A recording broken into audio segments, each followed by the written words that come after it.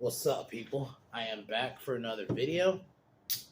Today, I am going to list my favorite horror films of 2022. It's going to be 7. I wanted to do 10. I couldn't think of 10, but I got 7. And I feel like it has been a pretty good year for horror. Like, the fact that I can actually say 7, I don't even know if I could say that last year. You know? 7 solid horror films. I'll admit, a lot of these are IPs, but that's good. And if you're hearing little like booms, that's fireworks. It's people are celebrating Christmas. So sorry. It doesn't seem like they're too loud though. But anyway, today we're gonna go into that. Tomorrow. Oh, before anything, yeah, Merry Christmas is now officially Christmas here in LA. So Merry Christmas to people.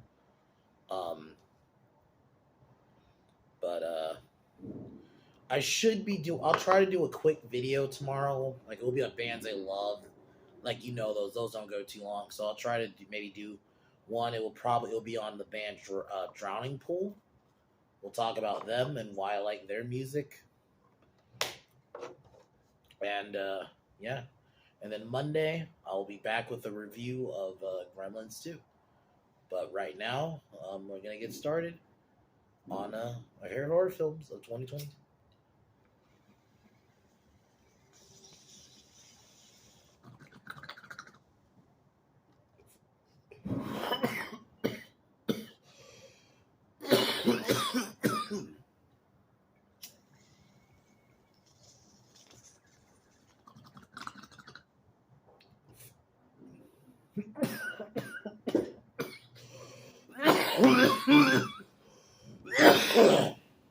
So my number 7 is Smile. Not Smile. That's number 6. Number 7 is Orphan First Kill. Which is the prequel, or I guess supposed to be the prequel to the first Orphan. Because this is supposed to be about how she killed the family she killed before she met the family in the first one. Here's my thing. It doesn't play like it should have just been a sequel. Because even the actor who played Esther looks like she's aged. Like, how the fuck am I supposed to believe she's aged? Like, she's clearly aged. Not, like, ridiculously. But you can tell she's aged a little bit. And I'm supposed to believe she's supposed to be the Esther we see who still looks young. Yeah, no. Like, I think, especially with the time, because the Orphan one was 2009, this one was 2022. That's 13 years. They should have just had it be a sequel. It should have just been a sequel to the first one. And he could have even done it in a way where it sets up a third film. I would have been interested because, I'll be honest, I didn't think this film was going to be good. When I saw that this was happening, I was like, I don't know. And then it's going to not be in theaters. So I was like, yeah, this probably will suck. But to be honest, it really didn't. It was a shock. I think Isabel Fuhrman still has it as Esther. Julia Stiles, I love the twist that it's revealed like her family are actually terrible people. But they don't make Esther sympathetic, so like they still make her evil. It's just now it's two evil people going at each other, So I really liked it. The premise was good. I thought they did a good job. It does in the end still set up like the first movie decently. Like, she's in like the orphanage, and I guess it kind of sets up. But it should have just been a sequel. But I really liked it, so I definitely recommend it. It's on, I think it's probably still on Paramount Plus if you have it, or find other ways. But it's a pretty good one. I would give it like a 7 out of 10. Yeah, because I did a review, I'm not gonna go too into it. Number 6 is Smile, which came out summer. Which came out I think in the summer. This one was one I saw a trailer and was, this looks creepy. So I went to go see it. I think it was at a time when there's really nothing out. So I was just like, fuck it, I'll go see this one. And it was pretty good. I didn't care for the ending, but I really like the idea. This entity is causing people to kill themselves, and hence the title. they see and before they kill themselves, they leave a creepy like Joker like smile. So Rose, who's a doctor, no, not doctor, she's a psychiatrist. Who I think her deterioration throughout the movie is probably my second favorite thing, minus like besides like the creepy fucking kills. I really like how like yeah, her life starts at normal. She has a boyfriend, she has friends, she has a a good job, but then she loses all that because she goes crazy. They start thinking she's crazy. That's what it is. They think she's crazy, and oh, you're just making shit up. And the only person on her side is like her ex boyfriend, who I think he's a decent character. Her ex boyfriend, Kyle. I thought he was decent because he's a detective. I thought they had chemistry. Sorry about that. I'm gonna try to talk louder, but I actually enjoyed it. It's a good watch. The kills are creepy. I think there's actually genuine jump scares in this one. I was watching it thinking, wow, there's an actual jump scare. The only thing I don't like is that it's revealed what's causing it is this humanoid creature thing. And I didn't really care for that. I didn't like the idea of it being an actual monster. I would have rather have just been like something in her head. Not necessarily in her head, meaning it's fake, but like something like mental. Like it has to be, or like in a way, fighting herself, It should have been something like that. Like a mental fight, not necessarily an actual creature. That was weird. I didn't need that. That was the only thing that kind of brings the movie down a little bit, but it's still a pretty solid one. I still give it an 8. Um, I would still give it an 8. It's a pretty solid film. Like it's a fun one. Fun in the sense it has good pacing. I think the score's decent for like a non IP film. I think there's some pretty good performances. Yeah, so that's what I would give it. So my number, we're on number 5. Number 5 is Barbarian.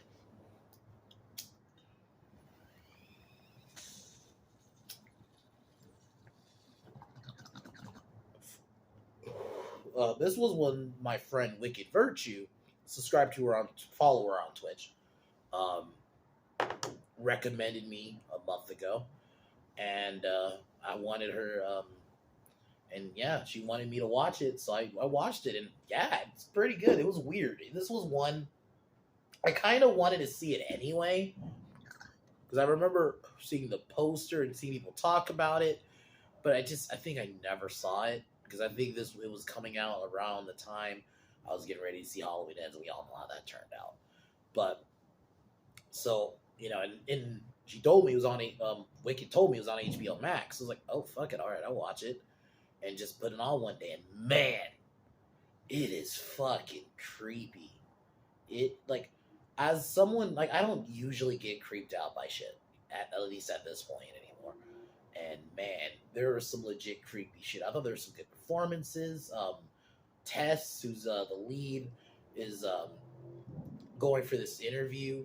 So she buys a rental house that's already rented by somebody else, played by Bill Skarsgård, who I thought did a pretty good job. I kind of wanted a little bit more of him. I kind of wish he was in like the final act, but it's whatever. He gets killed a little bit before we. This is when they introduce AJ, who's a sitcom actor who, he basically gets dropped and everything because of a Me Too case. And you're wondering what is his connection? Because yeah, initially for a little bit, like when you're introduced, he's doing his own thing. He's talking to his agent. I'm like, wait, wow, it's a nice shift. It's almost like a pause in the movie, which I kind of like it. It works because then it ties in everything. Oh, he rents the house too, and then he sees what's going on, and then he get revealed this creature that's living under the house. And man, I really like that you don't know what the creature, you don't know her backstory. You just see this fucked up looking thing, and man, does it look fucked up in the scene. She tries to, because it's called Mother. She tries to breastfeed AJ, and man, that's Justin Long's character. Holy shit, that scene creeped me the fuck out. Like I was like, what is going on? What the fuck is happening? Even the chase in the end was creepy. And when she killed because there's like a homeless guy you see early on, he's almost like the only one that knows there's something up with that fucking house. he gets fucking wrecked. Like there's some bloody kills. Like it's pretty bloody. So, but yeah, I definitely recommend it. It's weird, has some fucked up atmosphere, some solid performances, has pretty good pacing too. Yeah, definitely recommend. I want to thank Wicked for recommending it. I mean, now I'm gonna definitely add it to my horror list. So that's my number five. Now we're good. Yeah, we're in the top five territory now.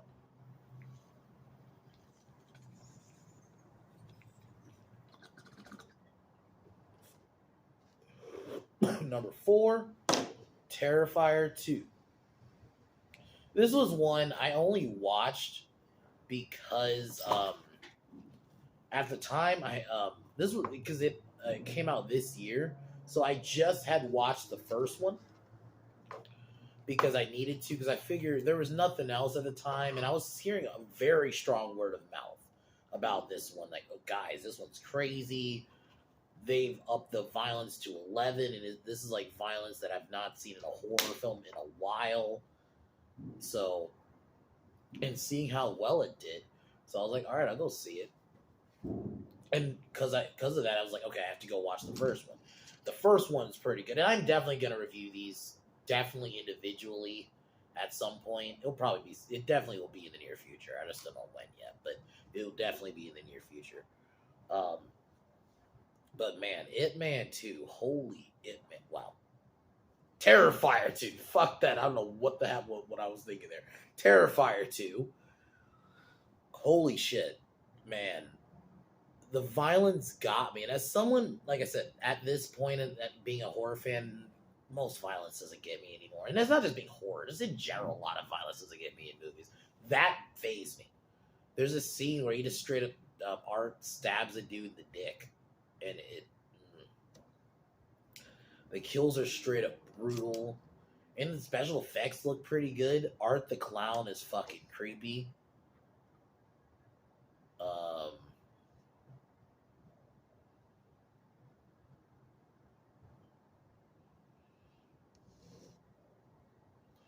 and then the little pale girl, was pretty creepy. The little couple of scenes, Sienna is the lead, is pretty good.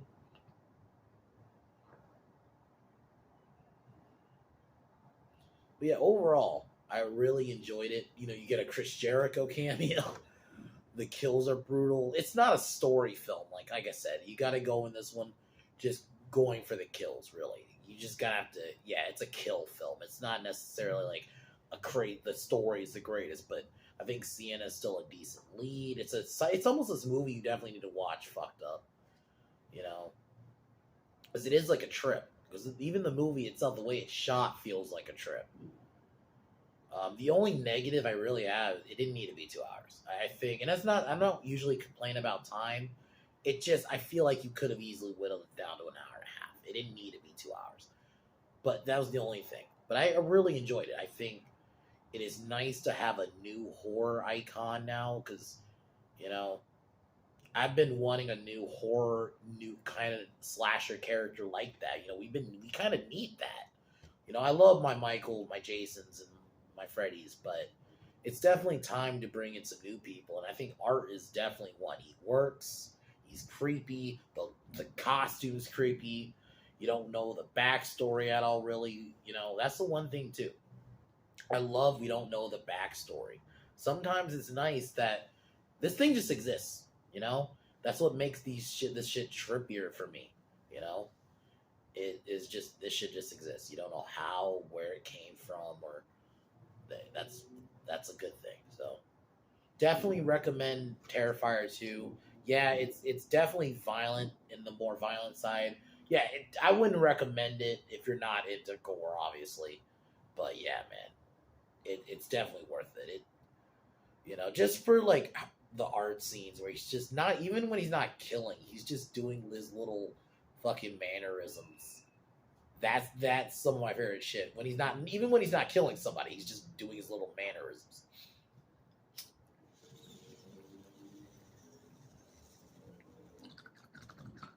It's definitely nice, like I said, have a newer slasher icon. Hopefully, maybe we'll get more down the line.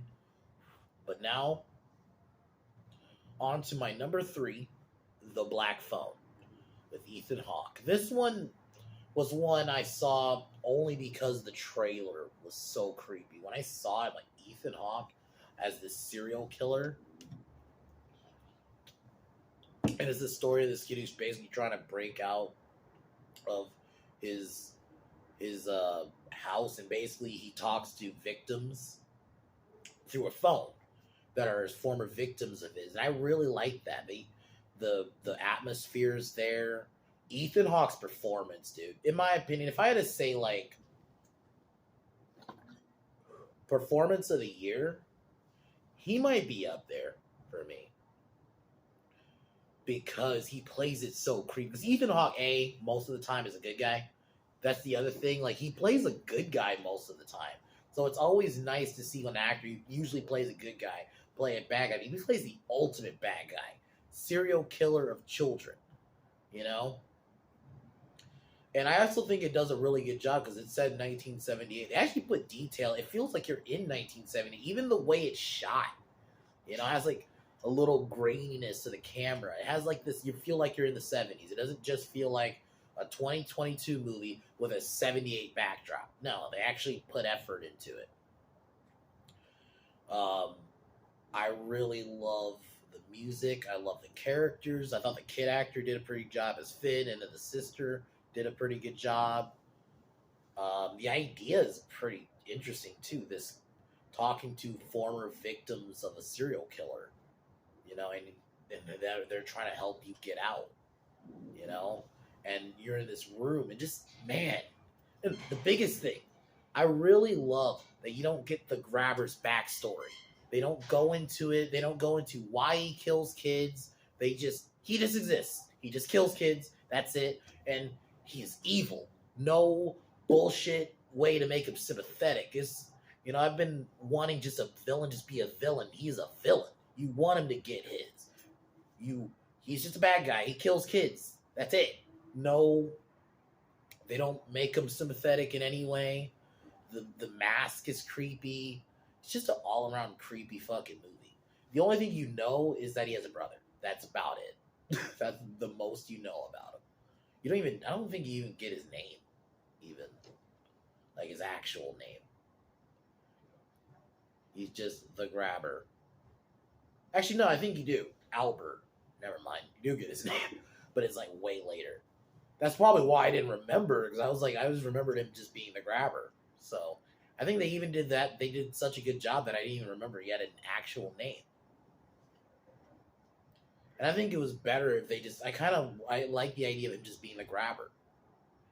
Even though the name is a little basic, it works. That mask, the only thing, the ending's a little rushed, but that's whatever. That doesn't ruin it or anything. It's definitely a well done movie. I'd almost put this higher if it weren't for the level of the horror films I'm going to put on my next two. But my number 2 is Pearl, which is a prequel to my number 1. This is a story of the villain, Pearl, who you see in X, who's older. And it goes into her backstory. And it's another one. They don't make her sympathetic. She is just evil. It is sometimes, that's a big theme with a lot of my favorite horror films this year. All the villains in them are just villains. They're not sympathetic. Some of them don't even have a backstory. They're just there. And the same thing here. This is about this girl, Mia Goth. And if I had to say, like, who I think personally should be actress of the year or female performance of the year, it's her. She plays creepy. Like, it's still in a way where, like, even just the way the movie ends, where you just see her do this creepy fucking smile. It just, every time. It's this little girl who thinks she's just this innocent farm girl. But she, and it's set in 1980. It's another one where I think they do a good job of making it, because it's set in the 1900s. It's 1918 specifically. And they do a good job. And she's living with her mom and her dad, who's, very paralyzed. And she wants a more exciting life. She wants to be like a dancer. and she joins a competition. So she starts killing animals, and basically it's like the typical serial killer, almost origin kind of deal. But they don't. It's not like just but for a female. But I like that they don't, like I said, they don't make her sympathetic. They don't do the or her dad's abusive or her family's abusive. If, sorry about that. If anything, sorry, sorry about that. Anyway, um, she's just a crazy chick, and I really think Mia does a really good job. Like, she's creepy, man. Like every time, even the scene, probably one of my favorite scenes where the guy like she's hitting on throughout the film. He's like this guy who works at a theater. He goes to her house and starts realizing how fucked up it is. You can tell he wants to fucking leave, and she freaks the fuck out when he leaves. And yeah, she kills him, and like in the first X, she feeds him to an in the first X, there's an alligator. They tell you about that. Yeah, she feeds her dad to an alligator and kills her mom. And yeah, it just is an all around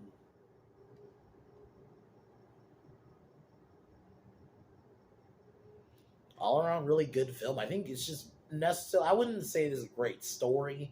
It's more of one I would just say watch for Mia Goth's performance. It's not too long, and almost in a way, you could probably watch this one first, then watch X in a way. Either way works. You could watch X first, then watch that one, or watch this one, then watch X first, this one first. But now, on to my number one, which I already spoiled, is X, which is about, set in the 70s, about porn actress Maxine and her friends going on a road trip.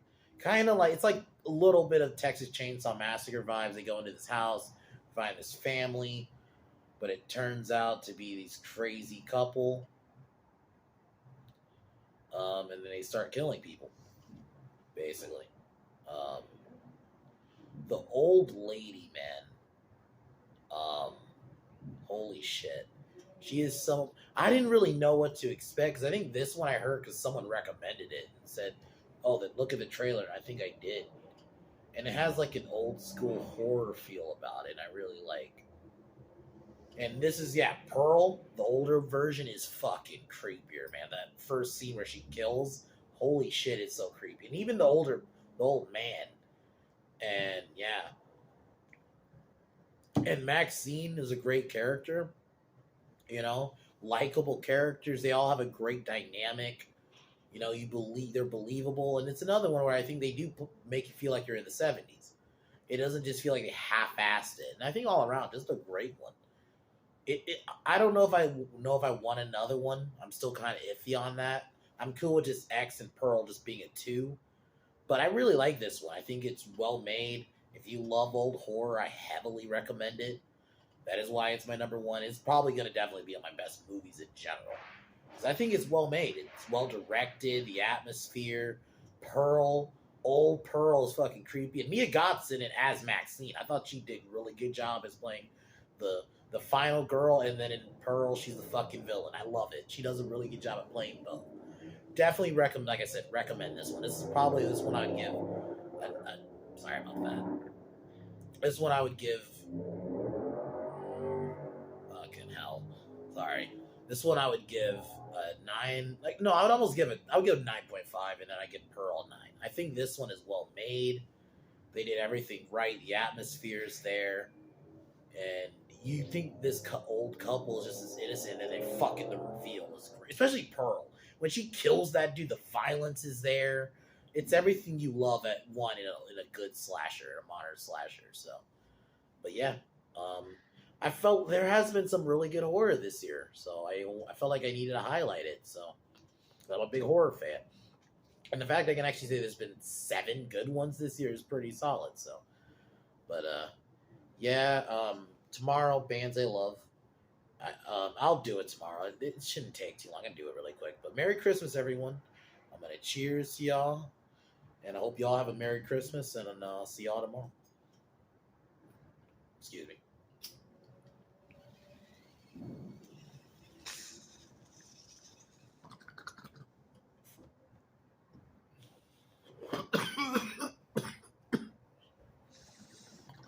But Merry Christmas. I'll talk to y'all tomorrow. Peace.